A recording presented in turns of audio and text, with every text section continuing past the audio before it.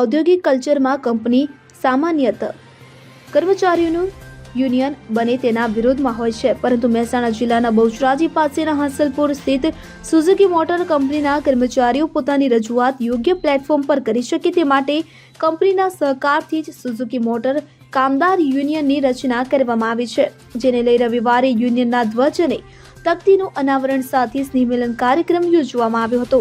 આ પ્રસંગે કંપનીના પ્લાન્ટ હેડ એકેસી અને HR હેડ વિકાસ સિરકે તેમજ જાપાનીઝ HR હેડ સસાગાવા ખાસ આમંત્રિત તરીકે ઉપસ્થિત રહ્યા હતા. આ પ્રસંગે નવચરિત યુનિયનના પ્રેસિડેન્ટ તરીકે કૃષ્ણપાલસિંહ રાઠોડ તેમજ વાઇસ પ્રેસિડેન્ટ તરીકે કપિલ પરમાર, નિકુંજ દવે અને કેતનભાઈ તેમજ જનરલ સેક્રેટરી તરીકે પવન મિશ્રા સહિત 16 સભ્યોની ટીમની જાહેરાત કરાઈ હતી.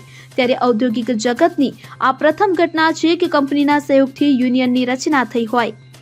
Bureau report CN24 news. હવે જુઓ દેશ દુનિયાની તમામ ખબરો તમારી આંગળીના ટેરવે. ઉઠાવો મોબાઈલ અને Google Play Store પરથી ડાઉનલોડ કરો અમારી CN24 ન્યૂઝ મોબાઈલ એપ.